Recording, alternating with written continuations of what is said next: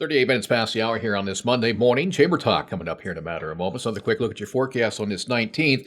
This June 19th, by the way, here in a moment, I'll tell you more about the Juneteenth celebration in Fairfield. Sunshine today. And as I've mentioned throughout the morning, essentially today, Tuesday, Wednesday, Thursday, and Friday, all exactly the same with lots of sunshine, highs right around 90-degree mark with overnight lows near 62, 67 right now in downtown Fairfield.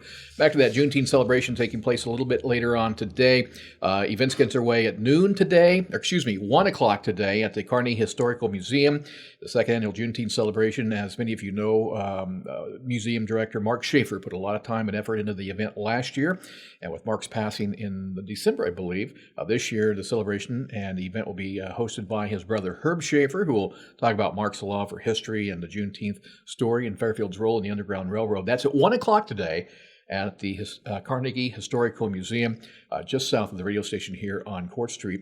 And then at 2 o'clock, they'll make their way from there to Evergreen Cemetery to put a wreath on the grave of Nancy Yancey, who was one of the first black settlers, the first black settler here in Fairfield, Jefferson County.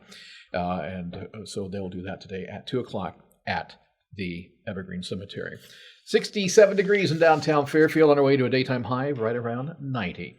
Time now for our Chamber Talk on this Monday morning, and as we do always, we welcome Mendy into the studios today. I want to remind you that you can sign up for the Monday morning newsletter, the Chamber Chatter that will hit your mailbox about 8 o'clock every Monday morning, give you an overview of everything happening throughout the community, and also links to those events, plus a link back to the Chamber website and the calendar, which you can find at chamber@fairfieldiowa.com. If you have any questions, you can email the Chamber as well, chamber@fairfieldiowa.com, or give them a call, 472-2111. Hi, Mendy. How are you? I am great. How was your weekend?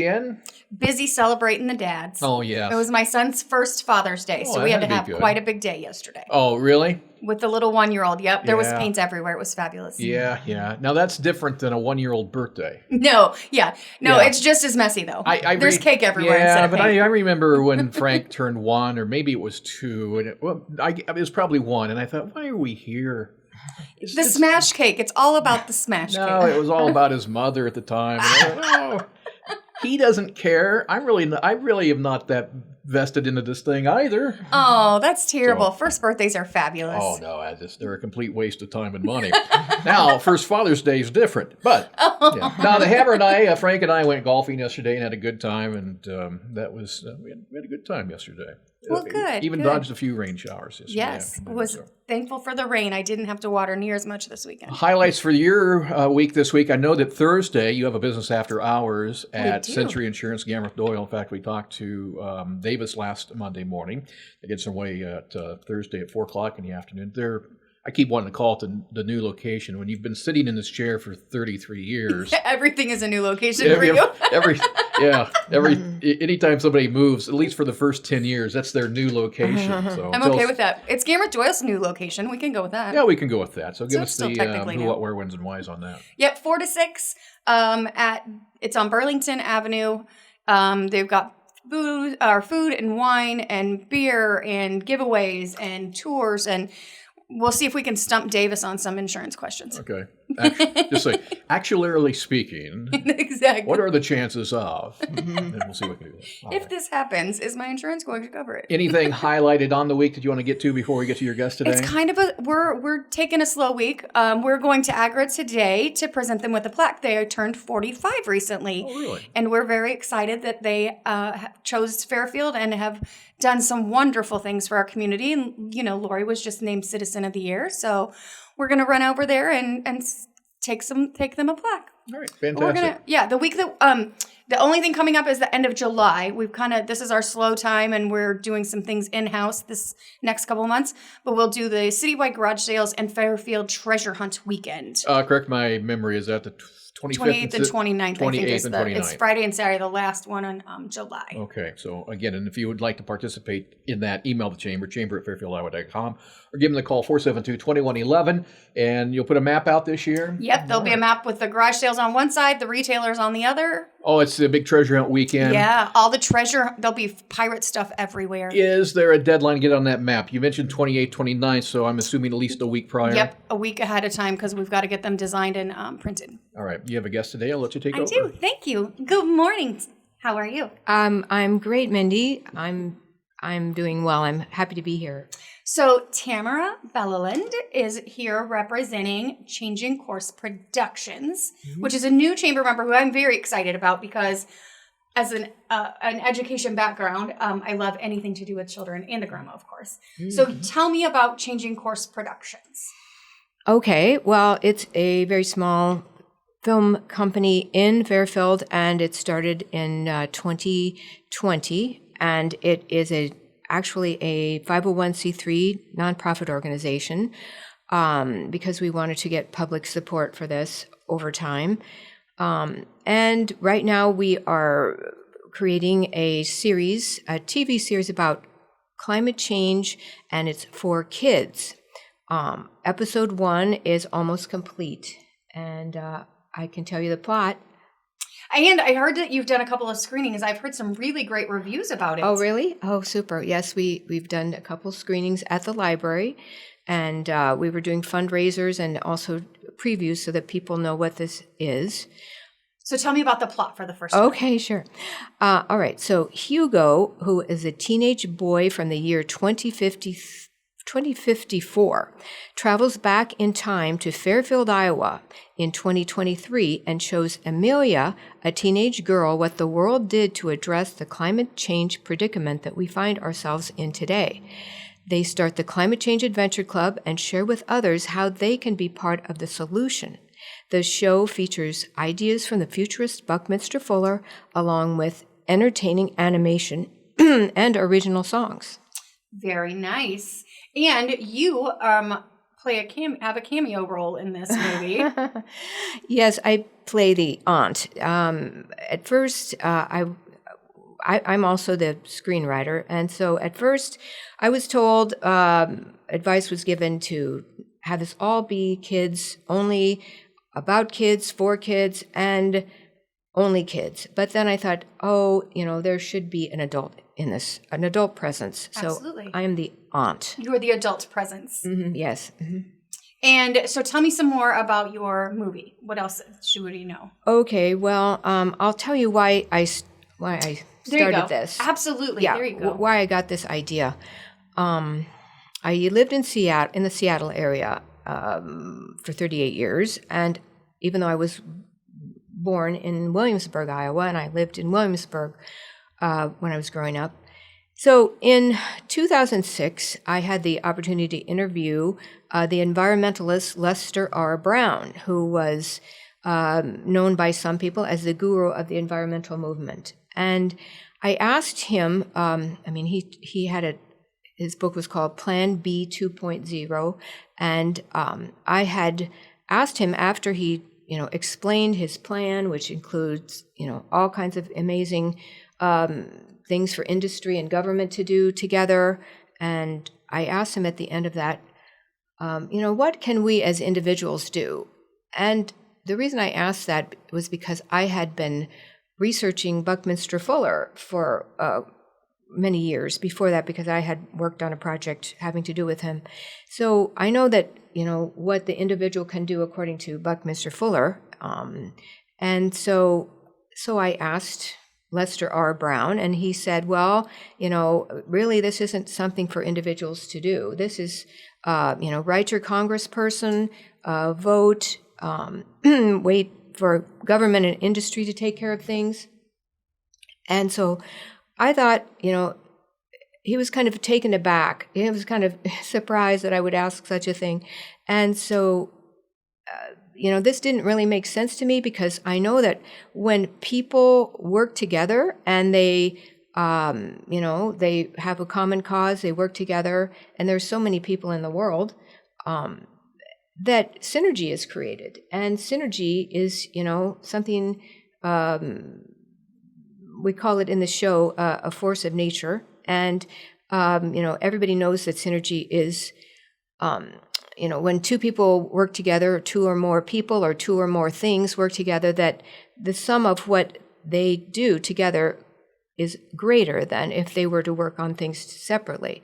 And so, but Buckminster Fuller added to that whatever comes out of that is unpredicted. You don't know in advance what it's going to be. And so I just, thought there's potential in individuals. So, moving in time up to 2019, I had the opportunity to take a 5-week filmmaking workshop at San Francisco Film School, and I started this project then. Awesome. Well, and I know that you talk about how it's about climate change, but without the politics. Yes, definitely. There's no politics in here because this is not really a regular climate change sort of a show. It's not about recycling. I mean, even though recycling is good, this is a different way to look at the climate change issue. It's a change in perspective, and one of the things is the value of people as individuals using their talents and skills, living their purpose in the world, and what that can do. Just like, everybody knows, everybody innately has a purpose, everybody innately has a clue at least about their purpose.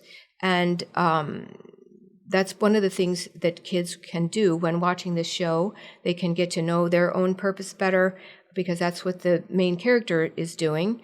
And let's see. And you talk about being authentic. Yes, being authentic and how that can make a difference is, just like the cells of the body are working together, there's the lung cells are different from the kidney cells. And, if they were all the same, what would we be? So so kids working together, having fun, getting to know each other better, creating synergy. And also a big part of this is getting to know nature better. This show is called Back to Our Nature. And by the way, the website is getbacktoOurnature.org. So please check out the website. And an important thing is for kids to get to know nature better because there's a lot of wisdom in nature. So we bring out, Native American wisdom and, how they think of nature. And, that it's not just a place where we get eggs somewhere in the grocery store far away is some sort of, nature involved. Exactly. It's not, the egg didn't magically appear. Yeah. All right. So you talked about your website. So tell me about your fundraising. So you are a 501c3, so it is tax deductible. Yes, definitely. And so I had been working with a crew of over the last 3 years on this. And, we'd started over, I think once, and everything was going very well. And then, paying for a crew for 3 years is a lot of money. So I ran out of money. And so what we need now is a total of $32,000, plus we need an additional amount to finish this. There's only about 2 months left, including animation and video editing. So that'll be another $60,000, including $20,000 in marketing. So anyway, I want to add something. Is there time to add something to this? Okay, so it occurred to me over the weekend that, fundraising is kind of a drag because it's a lot of work, and people have use for their money, and they don't always want to change their plans, even though some people see the importance. But something that came to me is to I think Buckminster Fuller might approach this differently, in that people can come together with not only this project as a goal to get this completed, but also they can talk about their own, maybe a goal of their own.